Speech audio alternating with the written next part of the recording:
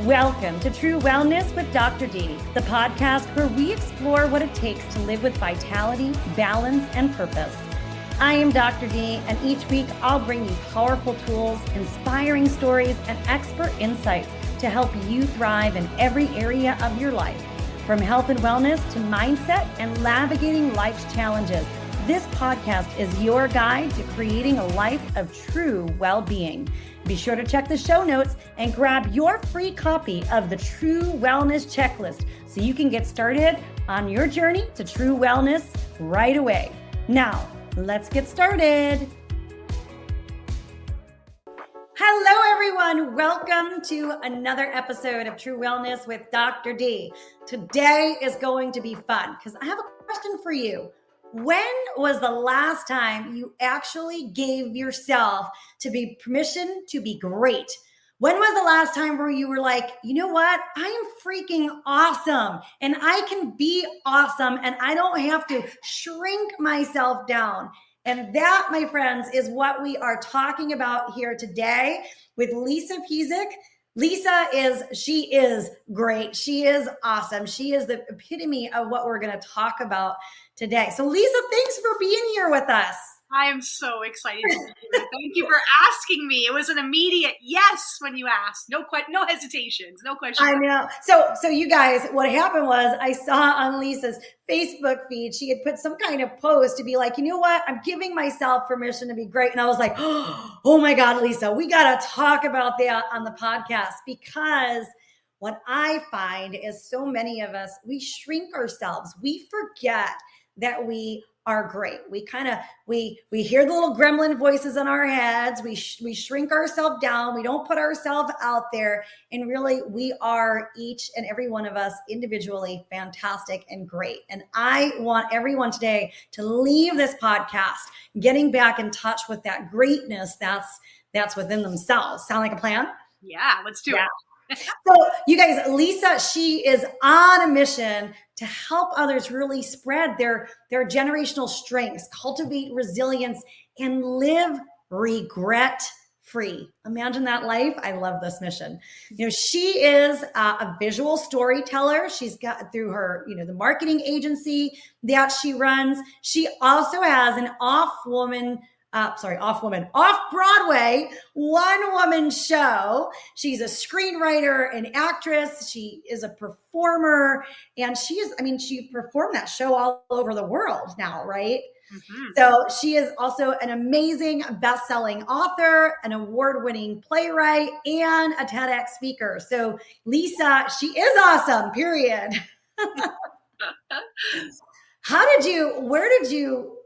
How, where, why, what brought you into this pathway that you've taken in life where you've done all these things, where you said, you know what, I'm not shrinking, I'm not hiding, I'm putting myself right there, literally center stage with your show that you do. Yeah, I joke that it's like a midlife crisis. Like I hit 40 and I was like, I'm just not messing around anymore. Right. When I was 16, I can remember driving my very first car. It was this white Dodge Neon. It had a sunroof.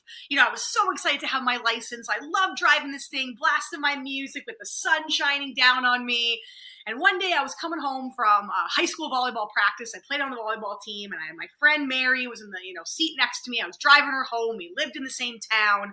And I was driving. I felt so cool in this car, right? And I was driving, but I was a very responsible driver, even though it was very cool. I was like, I'm going to obey the speed limit. I'm going to do all the right things, right? We pulled into my town, which was a 2-lane. I grew up in like a really small coal mining town, like the Cheers bar. Everybody knows your name. So I pulled into this little town, and we pulled into a stop. So I slowed down and I stopped because there were cars making a left-hand turn. And there was nowhere to go on the right because we were in town. So I was like, cool, I'll just wait. I'll vibe to my music. Me and Mary are loving life. And as the cars are turning, I'm like, okay, wait, patience, stop. Cars are turning, waiting my turn to go, stopped. I happened to look in the rearview mirror, and this massive black Suburban was barreling full speed ahead. I could not see the driver's head. He was tucked down below, messing with the radio, messing with something on the ground. I don't know what he was messing with. but he was barreling full speed ahead. I couldn't go left because the cars were turning. I couldn't go right because there were parked cars on the side in this little town. I looked at Mary and I said, brace yourself. We're going to be hit. I will never forget the sound of that Suburban smashing into the back of that car. I could feel the jolt forward. I could hear the smash of the windows. It was like time had stopped and was standing still. Yes. That screech of everything, that huge crash. And when I opened my eyes, I realized two things. One, Mary and I, by the grace of whatever you believe in, were okay. A miracle that we didn't have scratches, nothing broken. We were alive. We were talking. Secondly, my back seat had become my front seat. Oh my goodness. My first thought, oh my God, my parents are going to kill me. Like, I'm dead. I'm dead. I pull over to the side of the road, and I remember I didn't have a cell phone at the time. A kind person stopped, lent me their phone. I called my dad. I said, Dad, I told him where I am. I said, I got rear-ended. I got in an accident. There was nothing I could do. Please come. My dad asked the address, came. Ambulance came, fire came, police came. Then my parents came. And my dad, when he got out of his car, the first thing he did was he went over and he looked at my neon. He went to the car. Mom got out, mumbling under her breath, and she goes to the car.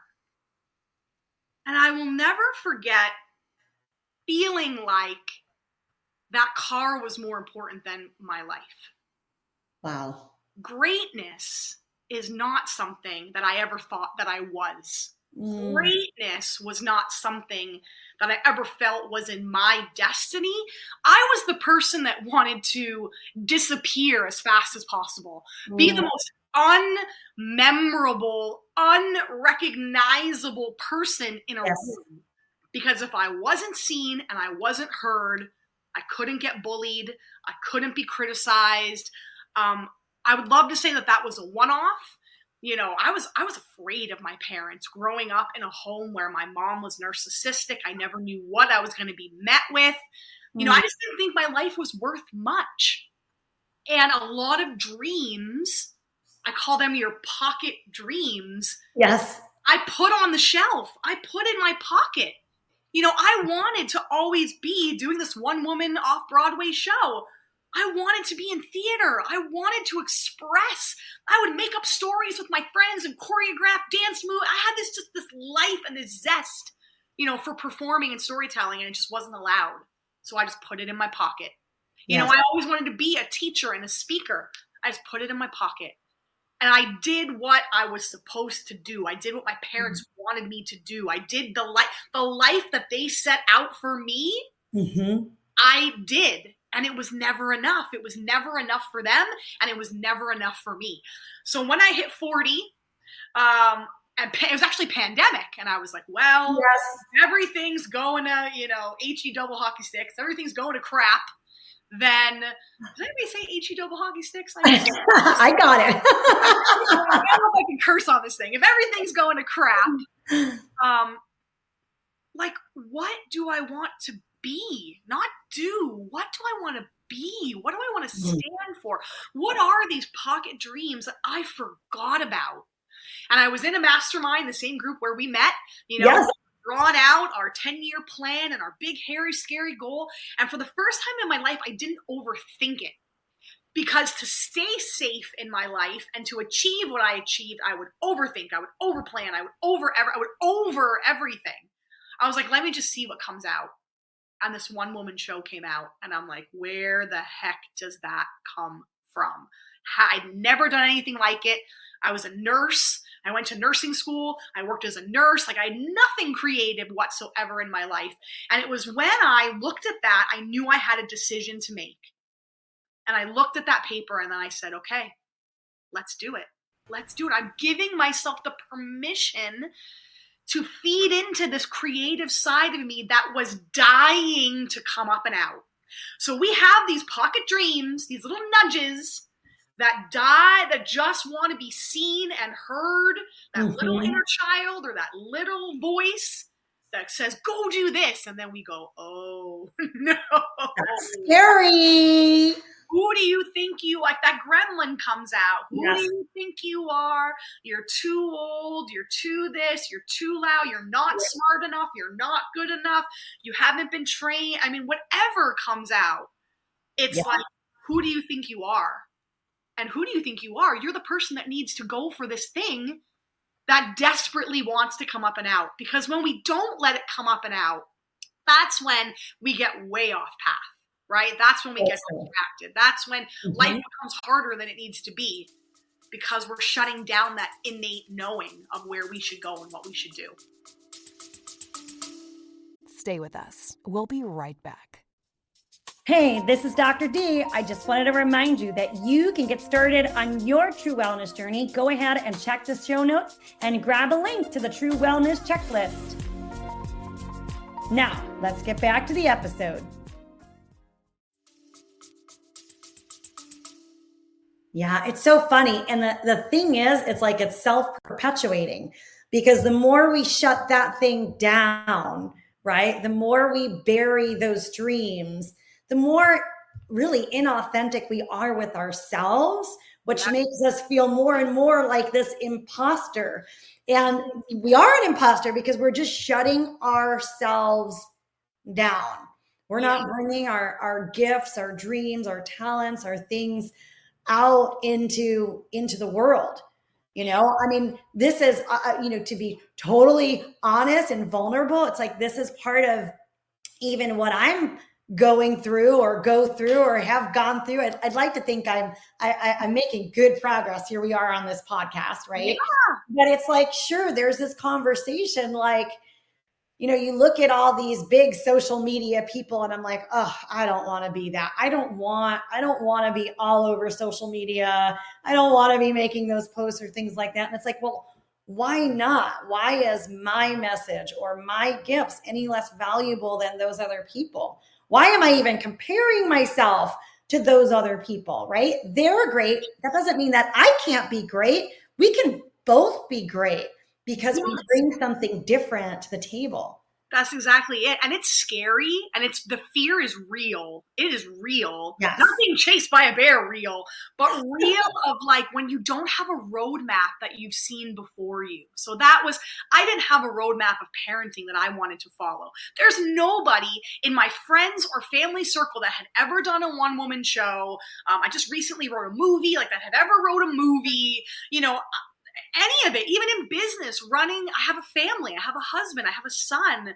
I know you have a family as well. It's like, I didn't have a model of how to be. I didn't come from an entrepreneurial or business owning background. Right. I didn't have a roadmap or a model of someone that I could say, I want to do it like that. Yeah. And that's where it gets scary when you know what you don't want. You're like, I don't want to show up and do that and do that. How do I make this my own? How do I do it in my own way? And I think we're so afraid to be the first person to take those steps to do it in our own way. But the cool part is when you do, people do come to help you. People do come to say, hey, I know something that can help you do it this way. People don't want to do the same old boring, mundane, our brain likes it likes new. We like new things. So when we see somebody doing something that we've never seen before and we can help, it's like, hey, I can help you. Hey, let me, come together with you and let's do this together. And then it gets less scary because then you're not alone. You're doing it, but you're doing it with people. Yeah. And it's getting to that space, I think, is where people struggle the most. I know. So your off-Broadway show is Too Big for Her Britches. Is that right? Yes. That's Too Big for Her Britches. And I remember the first time that we met one-on-one, you were on the side of the road. We were in front of a theater that we had an event at. And I stopped you. I'm like, Lisa, I've got to tell you. So when I was little, I was like, really, I was on the safety patrol. I was really, really proud. I sent this letter to all the teachers. I was going to make safety patrol so much better. And the next day, the principal calls me into her office and she sat me down and I'm like, I'm proud. I'm like, oh my gosh, she's going to acknowledge me for, for my hard work. And this is so great. And she's like, young lady, you are too big for your britches. So I remember, like, I stopped on the side of the road. I was like, oh my gosh, that's exactly what the principal told me. But you know what? Like, that is one of those pivotal moments in my life where I shut down, where it was like, oh my gosh, like, maybe I need to just tone it down. Like, tone it down, Danielle. You're a little too much. Tone it down. And then we have these series of events in life where people are like, tone it down, tone it down. But instead of following our heart, we listen to the criticism as if the criticism is real. Right. If it's real. There's feedback, and I think feedback is important. We should all take feedback. It's part of how we learn and grow. But if we take it and we absorb it as criticism and we make it mean something negative about ourselves, we then stuff ourselves literally into a pocket, like you said, and we shrink who we are. Yeah. It's like that phrase that we've heard of, you'll never be criticized by someone who's doing more than you. And that is so the truth. When you go after whatever that greatness is inside of you, whatever your greatness looks like. Yes, that might be a one-woman show or a TEDx talk or any of these like notable big things, right? Yeah. That we perceive as the marker of success. Yes. It's never about the thing. Yes. It's who you've become along the way when you choose to go after the thing. So the thing is like the cherry on top. Like, I wrote a book, or I got a TEDx talk, or, I got a promotion or whatever. It's these little, success is in the inches. It's in the inches. When everybody's looking for a shortcut, I am always looking for the mountain. So the mountain is the TEDx talk or the show or the movie or a revenue goal in our marketing business. But the decisions that I had to make along the way to get there is really where greatness, it's not that achievement of the thing that's greatness. It's the decisions you had to make along the way. And a lot of times it's ignoring those people that are so desperately trying to shut you down. I mean, even I was watching the SAG Awards for actors, and Timothy Chalamet, who in his acceptance speech, he was saying, he literally said, I know people don't talk about greatness, but I want to be one of the greats. And I stand on the backs of, Viola Davis and Denzel Washington and, Brad Pitt, like all these people he was naming. And people were like, oh, who is he to say he wants to be great? So we scoff at this greatness. We try to shut down. Who do you think you are trying to do this good thing? We don't need you to be doing this good thing. Yes. And all that is someone who didn't go after their dream is still in their pocket. They didn't have the courage and the bravery to go after their dream. They never pulled it out of their pocket. And now your courage makes them feel less than. So they want to shut it down. And that's where it's like, you got to stay so rooted in why you're doing what you're doing. I know that's overplayed, but it's the truth. If you're doing it because you want that achievement, you want to say, I'm a best-selling author, I'm a TEDx speaker, I'm a da-da-da-da-da. That's not what we're wired for. We're wired for the connection. We're wired for the connection to ourselves, our connection to others, and who we become, who we have to become, because you're going to get your butt kicked. Yes. I'm human, so I feel the emotions, but I don't get surprised anymore getting the door slammed in my face, because I'm like, oh, no one's ever tried to open this door before. And now I understand why that's getting slammed in my face, right? No one's ever, I call it your pockets of sunshine. These are your pockets of sunshine where you're like, oh, I got that door slammed in my face, but I opened another door. Ooh, that person tried to tell me I was too big for my britches. I was too bossy. I was too whatever. And I went, thank you very much. I'm going to keep moving. I'm going to go, I'm just, thank you very much. God bless you. I'm going to keep moving kind of thing. Yes. These little pockets of sunshine where you go just a little inch further. You choose yourself. You choose to stay positive. You choose to keep going in spite of. You choose to dust yourself off. You choose to ask for help. You choose to go, I don't know what I'm doing. Is there anyone out there that does? That's been like the common question for me in anything I've ever done. I'm like, I think we see that as a weakness. Yes. Because again, it's like, oh, if I say I don't know what I'm doing, then all those gremlins, all those things that your mother said to you, your 5th grade teacher said to you, then it's proof that I'm dumb, that I don't know what I'm doing, that I'm not good enough, that I'll never be X, Y, and Z. Yes. No, it's the opposite. You cannot get to that mountain without asking for help along the way. You're not meant to figure it out. And people a lot of times know more than you do. When you're blazing a path that you know nothing about, you gotta rely on other people. You get to be the decision maker, but you gotta rely on other people. You decide what's right for you, but you gotta ask for help from other people to be able to weigh out what your options are and what you should do. We need people. So it's pockets of sunshine are those people and those decisions that move us towards the top of that mountain.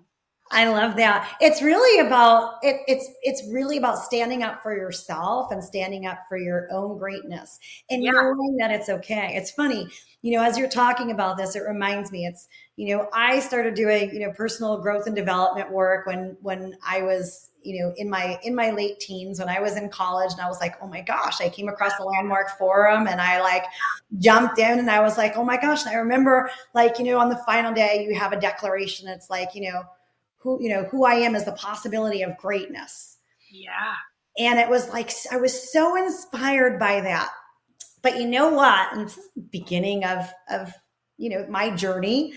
Yeah. It had nothing to do with me. It was all about like who I am is I'm going to stand for everybody else's greatness. Yes. And at one point in my life, I realized like, holy crap, I forgot that I also need to stand for myself. Yeah. Right? I can take care of everybody else. I can stand for everybody else's dreams. What we do in our family for our children and their dreams is a little unreal. The life that we live, but it's all about their dreams. And then at some point I'm like, well, what about me? Like, when am I going to stand for myself? And I see this so much, like even with my clients, we have a lot of our clients are women and they're out and they're for everybody else and not for themselves. And when you stop and you say, hey, well, what's stopping you from themselves? It is, the little gremlin voices that you spoke about that say, hey, well, don't do that. Or, hey, you can't get too big. Or, hey, don't say those things. Don't do those things. Don't put yourself in the spotlight. People are going to criticize you. I mean, gosh, social media, people are rude and, brutal. People don't really treat each other that way when they're eye to eye. It's amazing what people do when they're not eye to eye. But right? Gosh, you're like, oh my goodness, no wonder why people are shutting down. But it's like stepping into yourself and believing in yourself. And I love what you say. You're like, okay, well, listen, God bless you. Thank you. And I'm moving on to the next person. I don't need that, right? Like that doesn't need to be part of my realm. I can choose to actually say, you know what? That was whatever it is that they've got going on, and they can, we'll keep that over there. I'm still moving forward. Yeah. Again, like growing up with a mom who's narcissistic, it's like I always had to read the room of how she was and then morph myself to be what she needed me to be to keep myself safe. Yes. So I always say, like, I'm 43 now. It literally took me until I was like 40, 41 to actually know like who I actually am. And I think a lot of women, whether you have a background like, upbringing like mine or not, that's very real. This be a good girl, Sure. Women have to take on the emotional load for everyone. It's like we're society wants to ingrain what women are supposed to do and be. And I think when we lose ourselves in that process, and then we go, well, who am I? And what do I like? And what do I want to do? And what do I not want to do? And it took me 4 decades to even figure out Like, who the heck am I? And that was one of the beautiful blessings of stepping into the acting world. And, all of this is that you have to know the best actors are the ones that are in touch with themselves. Because when you're trying to be what you think somebody wants, it falls flat. When you're trying to manufacture, well, this character is a badass, or this character is a jerk, or this character's a loving, perfect mom, or this character's a bad guy, so they're going to act bad this way. No, you have to find the truth of that character and the truth of the reality that they're living in. And in order to bring the truth, you have to know yourself, because you bring your truth. And that's such a metaphor, like, for life for me, that I was like, oh, if I want to be a good actor and I want to bring the truth to this character, then I have to know who I am. And at like 40 years old, I'm like, who am I don't know, because I had just taken on all these roles and titles and phrases and labels of what I thought I had to be to stay safe in the world. And another part of that pocket of sunshine is healing all those gremlins in your head, who you think, the triggers and the glimmers. It's like those glimmers of hope when you don't get triggered by, oh, I have to overwork this, because if I'm number one, then I'm good enough. Right? Yes. I have to just smile and agree with things that I don't agree with. Right. Everyone like me. Being great, you're okay with not being liked. You're okay. Yes. You're okay with it because it doesn't affect you. You're like, I know who I am. That's the thing now that I know who I am. I can put my head on my pillow at the end of the night, can kiss my son goodnight, and I can put my head, on my pillow at night and go, okay, I know who I am. I know I did good work today. Or, ooh, I know I messed that up today. Ooh, today was not a proud day. I'm going to work on that tomorrow. It's not, being great is not about perfection. Being great is not about saying the right thing, doing the right thing. We're messy humans. We're messy. Oh, yes. And that's the way it's supposed to be. Because sometimes when you make the biggest perceived mess up, you learn the most. And that is a part of the process. Again, everyone thinks, oh, greatness means I'm great all the time. I always say the right things. I always do the right things. It's like the opposite. You're messing up probably 95% of the time, but you're those inches again. You're learning and you're shifting and you're making a different choice and a different decision. And all the while, you're finding out who you are in the process, which is very cool. It's beautiful, isn't it? It's beautiful to know that in the crap of life, there's actually roses underneath it, because everything that happens, the good, the bad, the ugly, is always an opportunity for us to learn and grow from who we are. So for me, like recently I went through this whole TEDx experience, and it was a lot of work and I put a lot of effort into it. And then TEDx is like, oh, we're censoring your talk, because I still don't know the reason. But I had to step back. I had to hear all the little gremlin voices. And those voices actually propelled me even further than if I didn't have that experience, believe it or not. If everything was totally smooth, I wouldn't have had to hear the voices. I wouldn't have had to look at oh, look at that. You see, I've got this belief that things don't really ever work out for me. Darn, I better start to take a look at that and see where that comes from. Because goodness knows I want to heal that for myself, because so long as I carry it with it, it impacts my children and their children and their children and their children. So wow, it's okay, so this thing happened that some people might say is so terrible. And I'm like, there's some roses here. Let's go smell those roses. Let's check them out and let's work with them, right? Let's make a beautiful bouquet out of the roses that we dig out from underneath the poop. But that's the beauty of life, is it doesn't matter what the experience is. It depends on how we look at it and what our perspective is with that experience. Because we could I could have stayed muddled in the poop. And, I gave myself a few hours. I'm like, okay, you can muddle here because you want to muddle here, but you can't stay here. You can't stay in the poop. You've got to go through the poop and get to the other side. Yeah, we always have the choice to make whatever meaning we want to make out of our life, right? So you could say, oh, I did TEDx and I put in all this time and I put in all this money and I put in all this work, and in the end it didn't even get approved and it sucked. It was the worst thing I've ever done. What a waste of time, right? Yeah. Which like you said, part of you, that voice is very real, and that does come up. It's always like, oh, be grateful, find the positive meaning. Yes, but we also are allowed to go, well, that really sucked. Yeah. And like you said, and to stay in that for a second, or however long you need to stay in that, and then you go, okay, how do I make meaning out of this?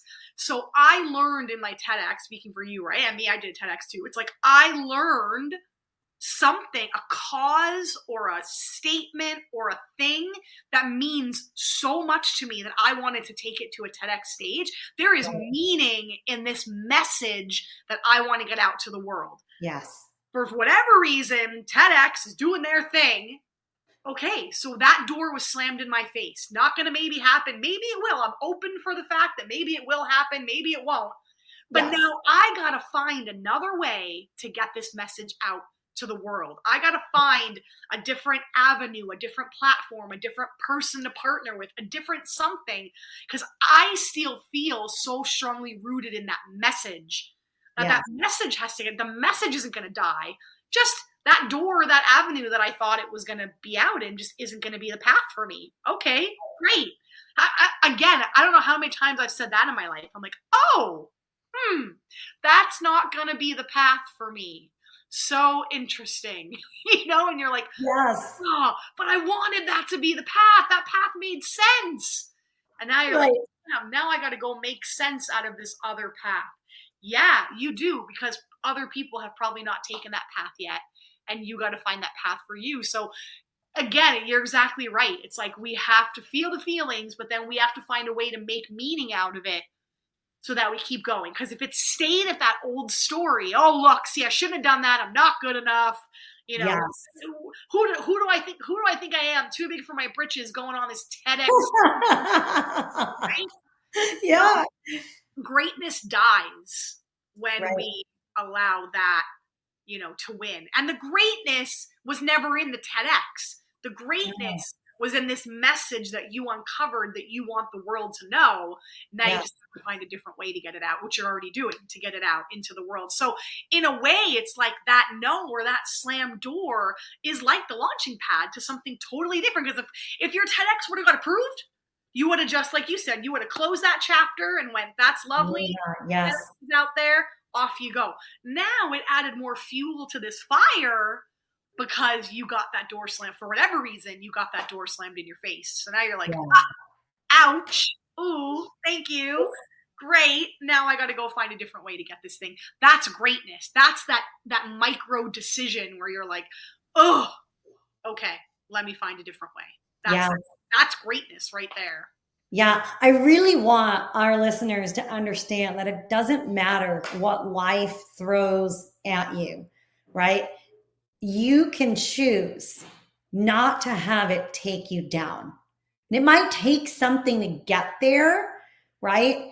But what I find is that the beauty in not letting anything take you down, it does mean like, we're human. So you're going to start to feel the pull, but you've got to hear the internal dialogue that's doing the pulling, because there is gold. There are golden nuggets into that dialogue where you can say, oh, isn't that interesting? I just heard myself say nothing ever works out for me.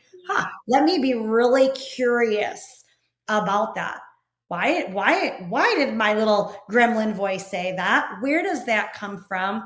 And by the way, where else is that bringing me down in my life? Where else does that have me shoving things in my pocket? And now guess what? Now I'm in my pocket and I can see what else is in there that needs to come out. So it's beautiful. And that pocket is heavy when we just keep stuffing stuff in there and we never have the courage to take it out, right? It's like you're not meant to carry your dreams in your pocket. You're not meant to carry those gremlin voices in your head. You're not meant to carry any of that. It's like it's got to come up and it's got to come out, right?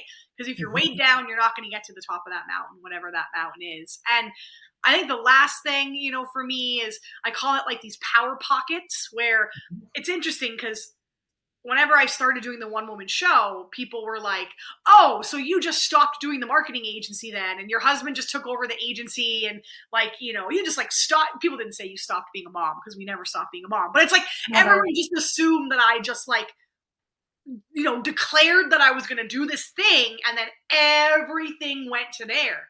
No, I still had to be a mother, run my household, run my son who's in flag football and soccer and like all the things, right? Be the soccer mom, 2 dogs, 2 cats. We were talking about our pets before this, right?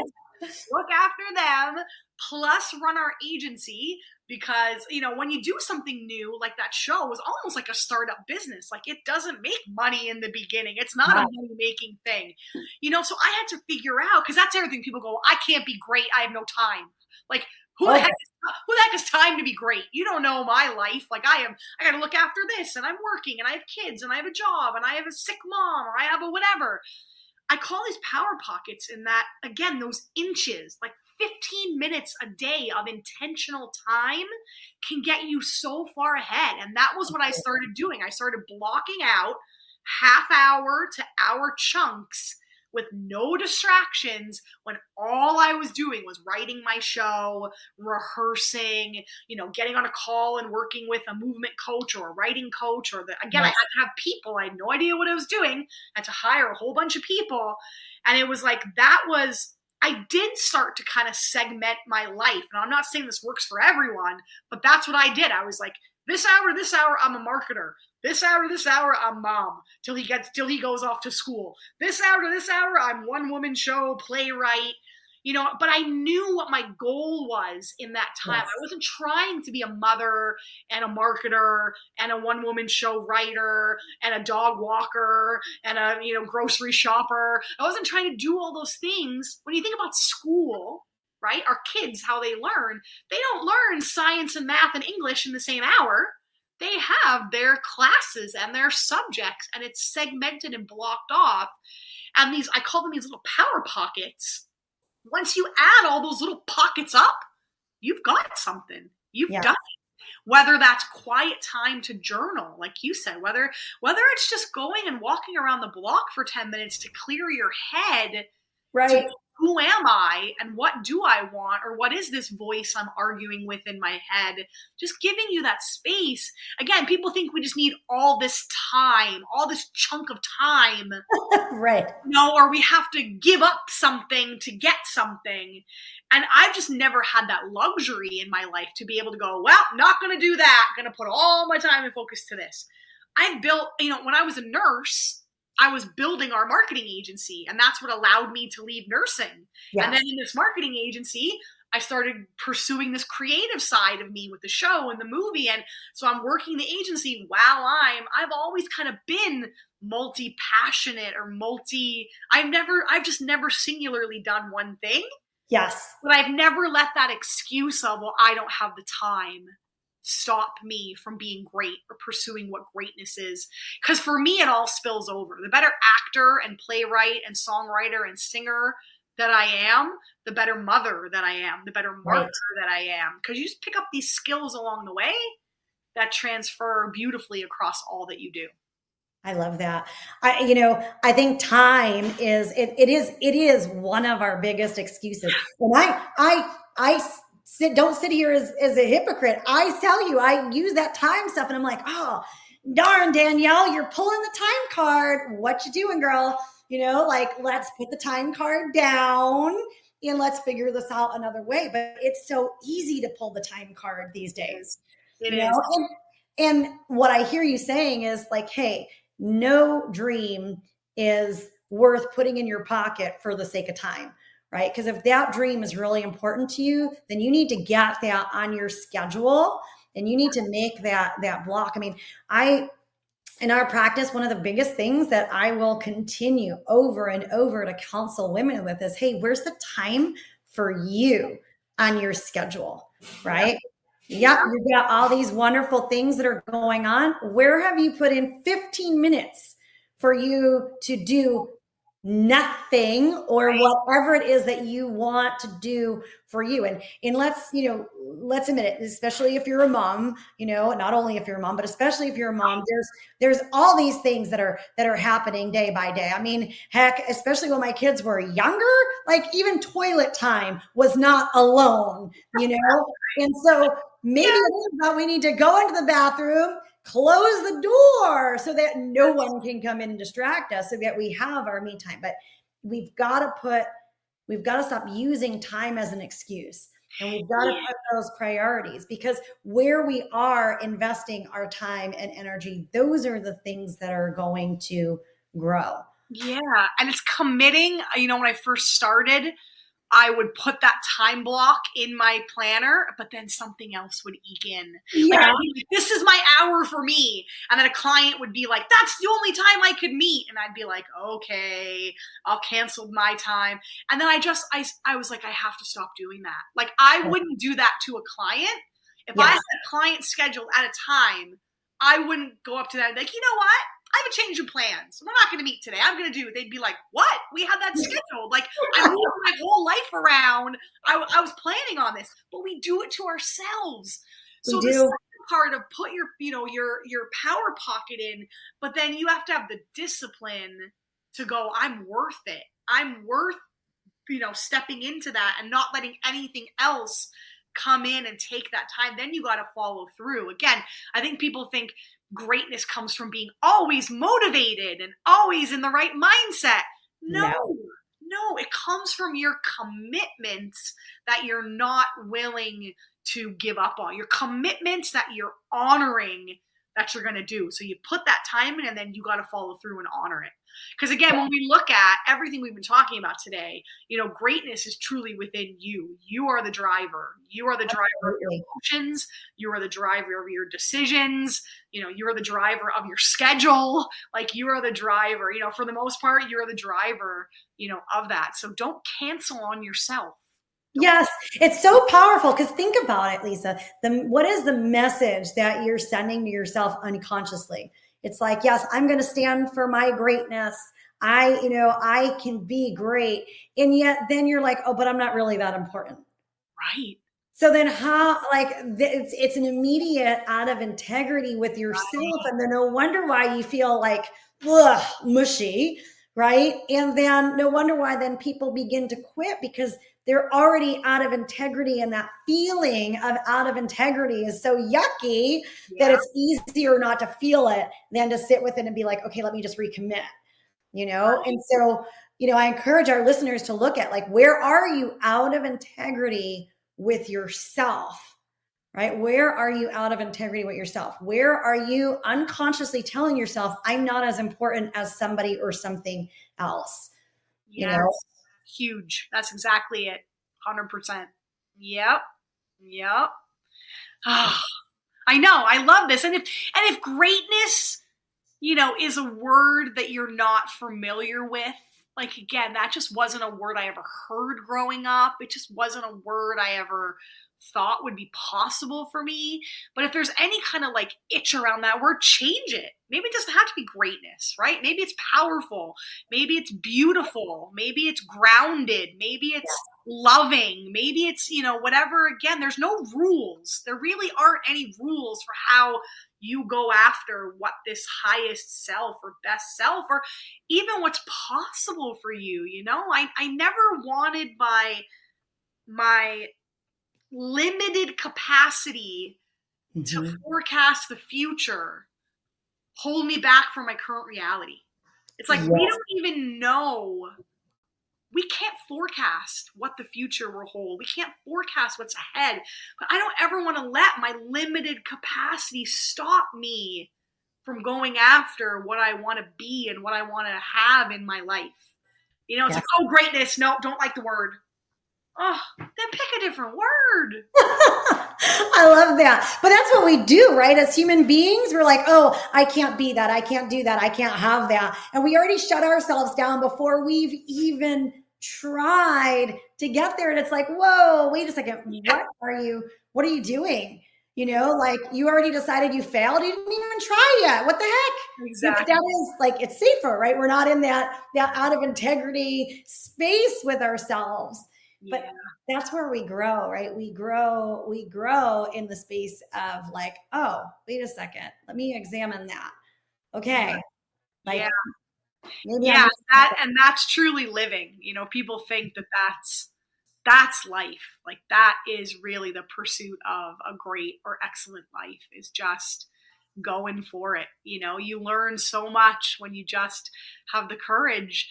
And again, we're moms. It's like our kids, I was laughing the other night. My son got into watching this WWE, the wrestling thing. We don't watch any of that in our life. But the gentleman, my friend who I made a movie with, like loves, the wrestling. So he was telling my son about it. So my son was watching it on, Netflix or whatever we were going through.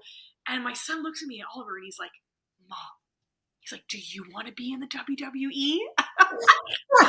Oh, buddy, no, right? You could do it, Mom. You could do it. And he spent like 20, maybe he'll be a lawyer in his life. He spent like 20 minutes trying to convince me why I should go and be in the WWE. But, it made me realize, like, he's now seeing that Mom at 43 is like going after her dreams. right. Number two, I'm like, thank you for believing in my athletic ability. But, that I could do that, because I do exercise, and healthy movement is a pillar. Healthy eating is a pillar. But it's if I was a mom who wasn't going after greatness and I wasn't going after my dreams, he would never think to look over at me and be like, Mom, you should do that, And it's like, that's the coolest part, is that our kids, or the people, whether it's if you don't have children, just even the people around you in your circle of influence, you inspire so many people that you don't even know you're inspiring. They may never even tell you to your face, Yes. but in those quiet moments, when they have to make those decisions in those inches, they're going to think of you, and they're going to go, well, if Danielle did it, Dr. D did it, I can do it. If Lisa did it, I can do it. And it's like, that's that full circle of, that's a cool life. That's a cool world when everybody's going for greatness and going for that thing they should do. Don't die with those dreams in your pocket. Life's too short. Yeah. So true. I love that. Well, Lisa, I'm so grateful. You are a true inspiration. I mean, you've got this amazing marketing company, and you work with TEDx speakers to help them get to the TEDx stage. You've got this off-Broadway one-woman show that you're doing all over the world. You've just acted and produced your own movie. Holy cow. Yep. Like, you are the epitome of going after greatness. So give our audience, I always like to ask our guests, what are 3 things you can leave our audience with, actions that they can begin to take right now so that they too can step into their greatness? Yeah. So the first thing is definitely that pocket dream. Start to just journal and write. Wouldn't it be cool if? Wouldn't it be amazing if? And just see what comes out. Wouldn't it be amazing? For me, it was like, wouldn't it be amazing if I did a one-woman show? Oh. For some people, it's like, wouldn't it be amazing if I took every Friday off, if you're in charge of your own schedule? Or wouldn't it be amazing if I went for a walk every day? Like, just start to ask yourself that question. Wouldn't it be amazing if? And see, wouldn't it be amazing if I took a trip to Italy? You're like, where did that come from? And just see, what comes out. That's the first thing. Allow yourself that permission to bring out those pocket dreams, to pull them out of your pocket. Second one, definitely those power pockets. In order to do that, make sure on your schedule somewhere there is time for you, whether it's time to grow, time to learn, or time to just be, time to just not, to like schedule yourself to unschedule, that you've got some space to just be. You have to be on your calendar. And that last one is definitely those pockets of sunshine. So, whether that's therapy is something that was huge for me. Like, I've been in a decade of therapy. I think therapy means you're strong, not you're weak. It's just an outside person to help you get through those gremlin voices in your head. Yes. We're not meant to do this alone. So it's like those pockets of sunshine come from asking for help, making those, acknowledging both ways, whether it's like, ooh, I messed that up really bad. Okay, here's the next decision I'm going to take. I'm going to do it different. Or like, hey, I did a good thing there. Like that little, patting yourself on the back along the way, right? We forget to enjoy those little wins along the way. So make sure that you're allowing those pockets of sunshine, whether it's people, whether it's a win, celebrate along the way. And I think those are the three things that have really changed everything. There's nothing else that you do. Even just start with that first one, those pocket dreams. What do you want to have in your life? Who do you want to be? And get to know. It's okay if you're in your 40s or your 50s or your 60s and you still don't know who you are.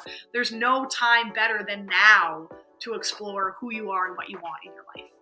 I love that. Thank you so much for your time today, Lisa. I know we'll have all your contact information in the show notes here for the podcast, but tell us, how can people find you? What are some of the best ways for them to find you and learn more? Yes, absolutely. So if you just Google my name, Lisa Pezik, Lisapezik, you'll find Lisa Pezik is my Instagram, Lisa Pezik is my Facebook, Lisa Pezik is my LinkedIn.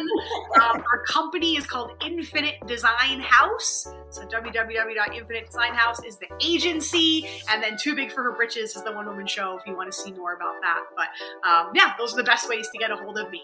Thank you. I love it. Thank you so much for being here with us today. Thanks, everyone. This is Dr. D reminding you to tune into your body, connect with what matters, and embrace the journey to true wellness. If you enjoyed today's episode, be sure to subscribe, leave a review, and share it with someone who's ready to redefine their health. Be sure to grab a copy of the True Wellness Checklist right in the show notes. Let's keep redefining wellness and empowering change together.